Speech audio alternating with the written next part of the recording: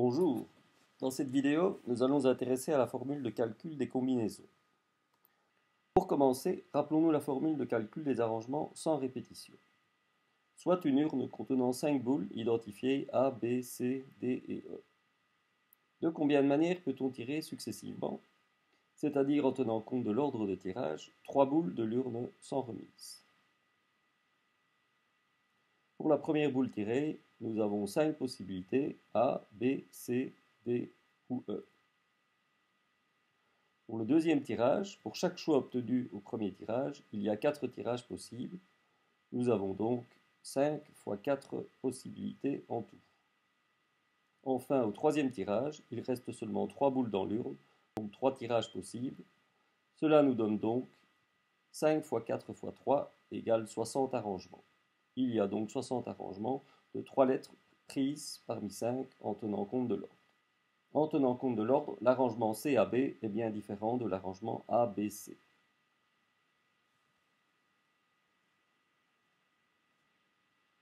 Voici la liste des 60 arrangements.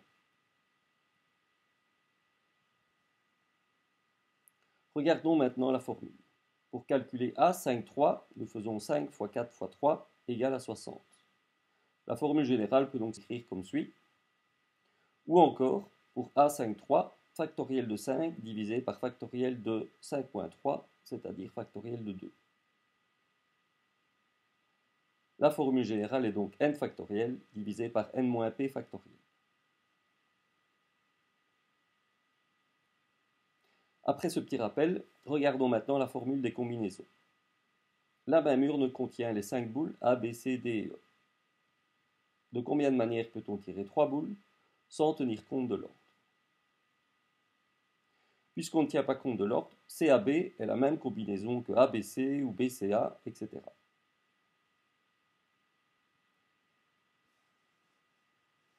Regardons à nouveau les 60 arrangements.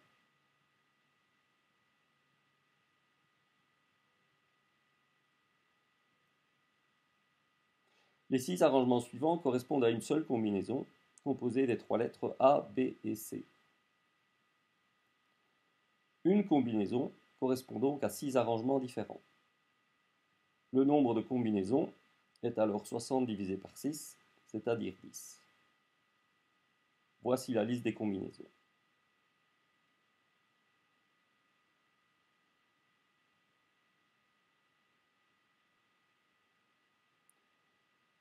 Pourquoi 6 arrangements pour une combinaison?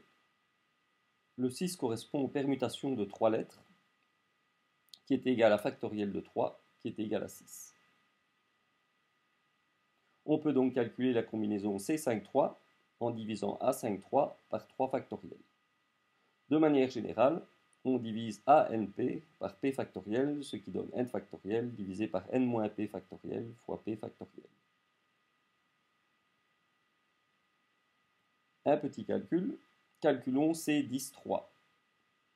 C10-3 est donc égal à 10 factoriel divisé par 10 moins 3, 7 factoriel, multiplié par 3 factoriel. On voit en développant la factorielle que l'on peut simplifier par 7 factoriel. C10-3 est donc égal à 120, il y a 120 combinaisons. Voilà, c'est tout pour cette vidéo. Si vous avez besoin d'aide, n'hésitez pas à me contacter à l'adresse indiquée.